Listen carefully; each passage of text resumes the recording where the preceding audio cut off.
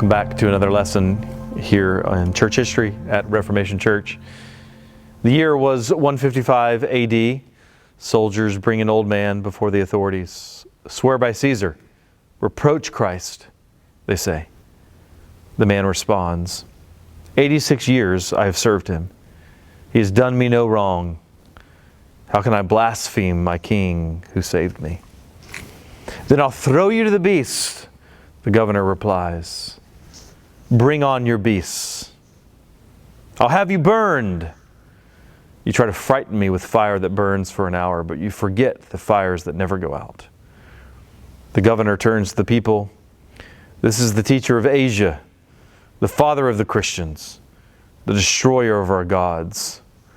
With that, the fires were lit, and Polycarp of Smyrna entered his reward. For our second lesson on church history, we want to talk about the persecution of Christians. Now, there's a lot that we could say about persecution. We could talk about a theology of persecution. We could talk about modern persecution.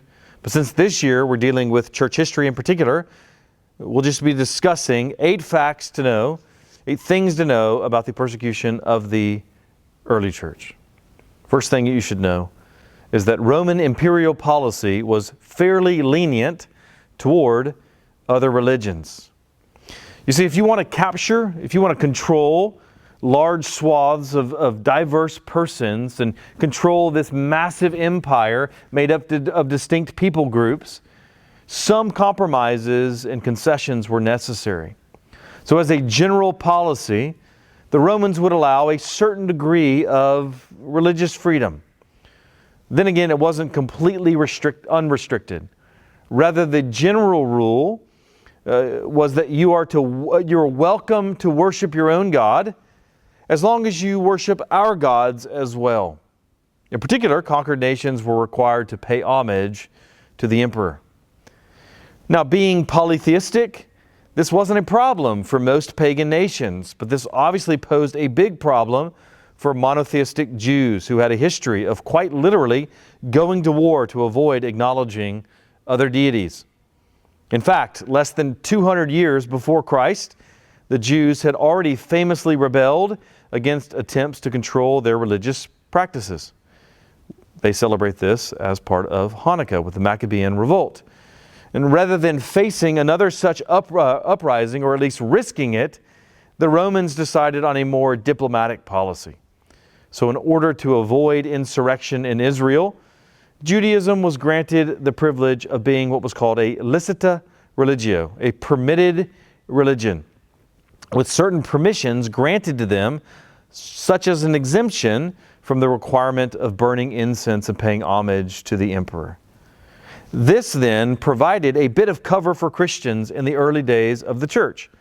As long as Christianity was seen as simply another sect among the Jews, another party of Judaism, they were covered under that imperial permission. But as these two religions quite obviously began to go in very different directions, Christians found themselves increasingly exposed to the whims of various governmental officials. The second thing to know is that persecution was originally by the Jews, with Christians seeking refuge from the Romans. In other words, the persecution we read about in Scripture isn't generally by the Romans, but rather by the Jews. For instance, think of Paul appealing to Caesar in order to avoid being killed by his Jewish brethren. Or Stephen, who is stoned by the Jewish religious authorities. For the first few decades of the church, nearly all persecution was from fellow Jews and not the Romans. That said, over time, Christians began to be more and more subject to imperial persecution for various reasons. Let's talk about that. Next thing you need to know, imperial persecution was generally sporadic. In other words, it wasn't constant for years and decades and centuries. There might be a lot of persecution under one particular emperor, but then not so much from the next. There was intense persecution under emperors such as Nero, who most likely ruled when Paul and Peter were both killed, and Decian and Domitian and so forth, but there might be a few years or even decades of relative peace until the next wave. That image of waves is probably pretty helpful. As waves can ebb and flow, so persecution of Christians ebbed and flowed. One generation might be left alone, while the next was dragged to their deaths. Next thing to know is that persecution was generally localized. In other words, it was hardly ever universal or global. Very few of the waves of persecution were spread out over the entire empire. In fact, for the first 200 years, the persecution of the church was generally left to the discretion of Rome's various provincial governors. The only real criterion for them was political expediency. Did it make more sense to persecute Christians or not? It might occur in one province for a while, and then it would die down, it would pop up elsewhere, kind of like that Pop-A-Mole game at Chuck E. Cheese. So any view of persecution that suggests that it was constant or that it was global is anachronistic. While there were periods of universal imperial persecution, those were few and far between. Next thing to know is that persecution also ebbed and flowed in regards to its severity. Another distinction to realize is that at times, persecution was rather moderate or mild. Christians were fired from their jobs, or they faced fines, or they had their property confiscated. Now, that's bad in and of itself, but it could be worse. And at times, it was worse. At times, things escalated. In fact, at times, things were downright dire and brutal. Well, we don't want to exaggerate the persecution by suggesting that the first 300 years of church history were constant, universal, fierce persecution. Neither do we want to downplay its severity. Consider the following facts. First, Christians really were thrown to lions. That's not Hollywood myth. They were thrown to bulls. They were tortured on hot irons. They were dressed in furs and then released to be eaten by beasts. They were stretched to the breaking point on racks. They were crucified and set ablaze like human torches to light Nero's dinner parties. Those atrocities didn't last for centuries, but they were definitely occasional and definitely horrific. Now, ironically, at times the persecution was so severe, it actually had its opposite. It had the opposite of its intended imperial effect, as pagans began to take pity on their Christian neighbors and hid them from imperial troops. As others saw the way that Christians suffered with dignity, the church only grew. As Tertullian quipped, the blood of the martyrs is the seed of the church. This doesn't mean that the persecution of Christians was a good thing. It was an obvious evil, but God brings good out of evil. He works all things for good, and we see that in the growth of the church amidst suffering. Sixth thing to know, the reason that Christians were persecuted is for being socially subversive. As Tacitus said, Christians were, quote, a class hated for their abominations. Now, what were these abominations? This is one of the most fascinating aspects of understanding early church persecution. There were three main indictments against Christians. They were accused of atheism, incest, and cannibalism. Those seem strange. Each of those warrant explanation. It's strange today to think of Christians being accused of atheism. In fact, there's oftentimes a lot of debates between Christians and atheists. But from a Roman perspective, Christians were atheistic. Why? Because they worshiped an invisible God. They refused to bow down to the various Roman gods. They refused to worship idols and statues. Since they didn't worship the dozens of gods of the Roman pantheon, they were accused of atheism. What about incest? Well, think of how we have potluck dinners at the church. Early Christians would celebrate similar communal meals that they called love feasts, the agape meal, which would often culminate in communion. Now, for Romans who were used to a culture of orgies and so forth, they simply assumed that's what Christians had to have done at these feasts. Why do they assume incest? Because Christians called each other brother and sister. If you marry your sister, you're guilty of incest. What about cannibalism? Well, think about it for a second. Based on the previous two charges and the way that the truth has been manipulated, think about why they might have made the mistaken leap to conclude that Christians were cannibals. What was the center of the love feast? What's the celebration of communion? And what did that entail? Well, you eat the flesh and you drink the blood of Christ. But the accusations didn't stop at cannibalism. Rather, the Romans heard that Christians confessed that Jesus had been born as a baby.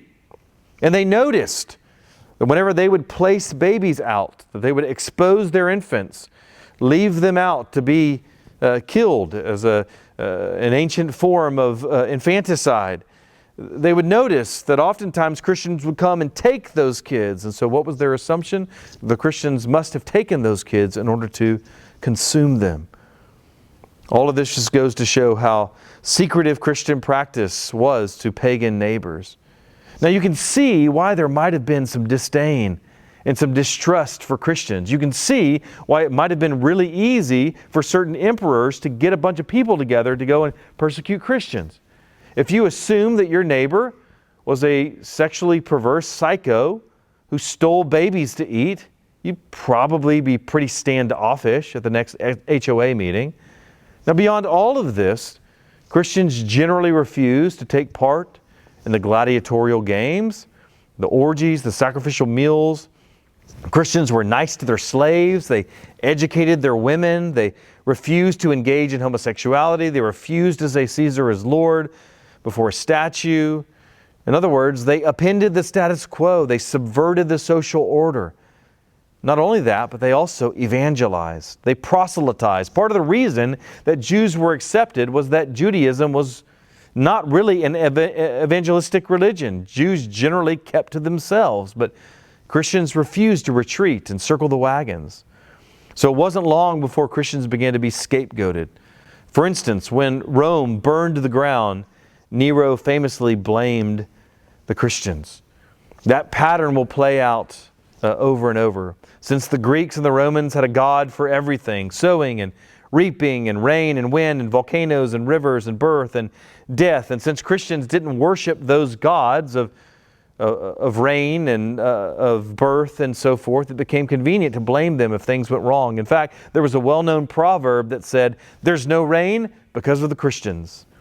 As Tertullian said, quote, "If the Tiber floods the city, or the Nile refuses to rise, or if the sky withholds rain, if there's an earthquake, a famine, a pestilence, straight away the cry is raised, away with the Christians to the lions."